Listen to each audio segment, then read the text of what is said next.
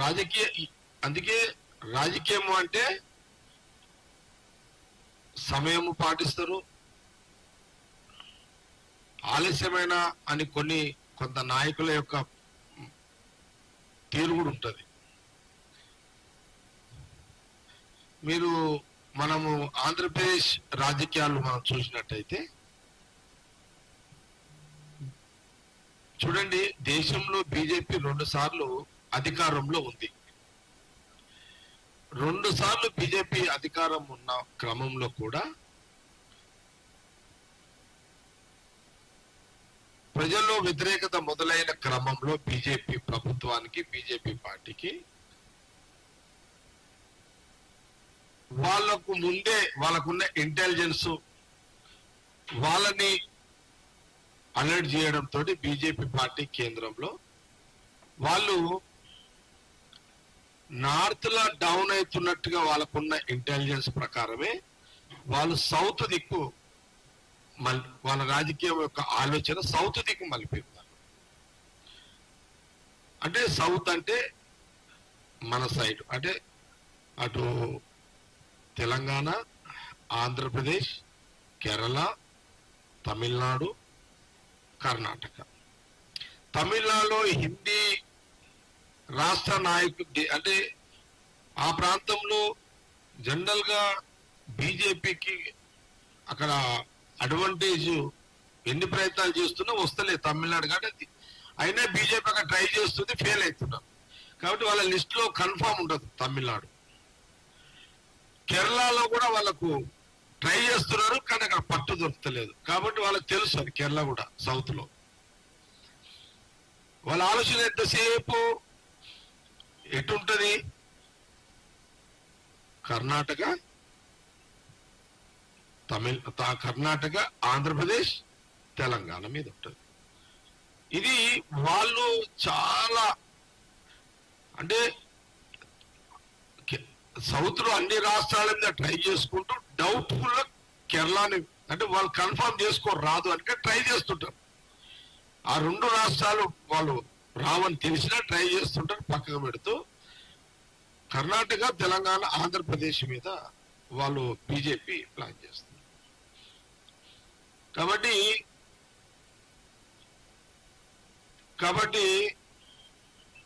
చెప్పు బయలుదేరండి. కాబట్టి నేను ఫోన్లో మాట్లాడుతున్నా, ప్లీజ్. నాది ప్రెస్ మీట్ డైవర్షన్ అవుతుంటుంది. ఓకే, అయితే కాబట్టి హరి ఎక్కడ ఆగినండి వాళ్ళు చేస్తుంటారు. ఇప్పుడు వాళ్ళు కర్ణాటక మీద, తెలంగాణ మీద, ఆంధ్రప్రదేశ్ మీద పెట్టిరాట బీజేపీ. అందుకే ఈ 3 రాష్ట్రాల మీద వచ్చిన బీజేపీ ఎంపీల యొక్క రిజల్టే బీజేపీ గవర్నమెంట్ ఫామ్ చేసింది.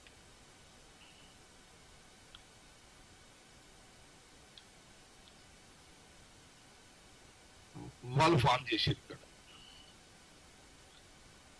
ఒకవేళ వాళ్ళ డిజైన్ లో ఆంధ్రప్రదేశ్ చంద్రబాబు నాయుడికి అన్ని సీట్లు రాకపోయి ఉంటే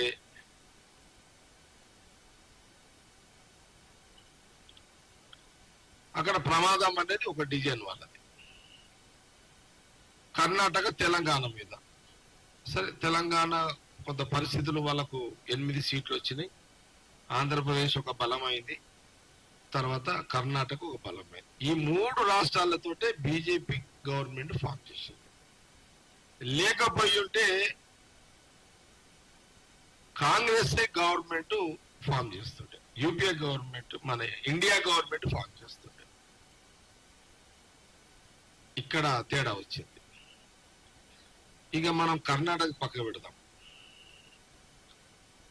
మనం ఆంధ్రప్రదేశ్ ఎగ్జాంపుల్ తీసుకుందాం. ఇది నేను ఎందుకు చెప్తున్నానంటే, ఇది రాజకీయంగా తెలంగాణ కాంగ్రెస్ పార్టీ నాయకులము మేము, తెలంగాణలో ఉన్న కాంగ్రెస్ పార్టీ కార్యకర్తలమైన మేమందరము మనం గవర్నమెంట్ ఉంది కదా అని మేము 4 ఏళ్ళు ఉంది, ఇంకా 4.5 ఏళ్ళు ఉంది కదా అని మనం ఈ 4 ఏళ్ళు మనమే ఉంటాం, ఇంకా ఏమి ఇబ్బంది లేదు. అయినా భవిష్యత్తు ప్రమాదము జరగకుండా మన జాగ్రత్తలు మనం తీసుకోవాలి. కాబట్టి ఇది కొంత కాంగ్రెస్ పార్టీ నాయకులం, మేము కాంగ్రెస్ పార్టీ కార్యకర్తలం, రాష్ట్రంలో ఉన్న కార్యకర్తలు అందరూ కూడా జాగ్రత్తగా ఉండాల్సిన రాజకీయ పరిస్థితుల మీద ఈ యొక్క ప్రెస్ మీట్. ఇంకా కార్యకర్తలే మెయిన్ బలం ఏ పార్టీకైనా, దట్ కాంగ్రెస్ పార్టీకి. తర్వాత నాయకులం అంటూ మేము. అయితే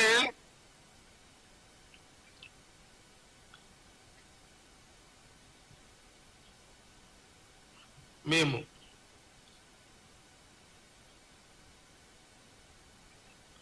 ఇప్పుడు ఆంధ్రప్రదేశ్ మనం ఎగ్జాంపుల్ తీసుకుంటున్నాం. ఆంధ్రప్రదేశ్ లో బాబు తిరగకుండా పోయిద్దరా, అరే బాబు లగా బయట లోపల గుళ్ళెం పెట్టేసి అది పెట్టేసి పెట్టు, నువ్వు పెట్టిండా లేదా? రైట్.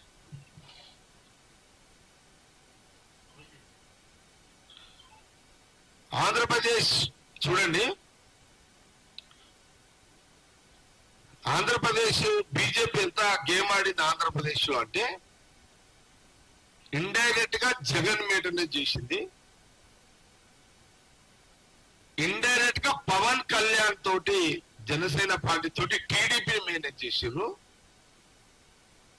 ఆ రాష్ట్రంలో జగన్ కి ఎంపీ సీట్లు వస్తే ఇండైరెక్ట్ గా వాళ్ళకే బీజేపీ లాభము. ఒకవేళ జగన్ మీద వ్యతిరేకతతోటి జగన్ కి సీట్లు రాకపోతే ప్రికాషన్, ముందు జాగ్రత్త చర్యలో భాగమే జనసేనని ముందుగానే అండర్స్టాండింగ్ లో ఉన్నాడు. కాబట్టి పవన్ కళ్యాణ్ బీజేపీ సిస్టమ్ లో ఉన్నాడు. కాబట్టి పవన్ కళ్యాణ్ దాదాపు ఒక 2 సంవత్సరంన్నర ముందు నుంచే ఈ టీడీపీని, అందుకే ఎక్కడ కూడా పవన్ కళ్యాణ్ ముందు నుంచి యాంటీ టీడీపీ పోలే. ఎందుకు పోలేదంటే పవన్ కళ్యాణ్ జనసేన పార్టీ అధ్యక్షుడు బీజేపీ డైరెక్షన్ ని ఫాలో అవుతున్నాడు. టోటల్ ఇది బీజేపీ స్టేట్ లీడర్లకు తెలియదు. మళ్ళీ ఇది ఓన్లీ ప్రధానమంత్రి మోడీ గారు, అమిత్ షా గారు, పవన్ కళ్యాణ్ మధ్యలో ఉన్న అండర్స్టాండింగ్, తర్వాత చంద్రబాబు నాయుడుకి తెలుసు అంతే.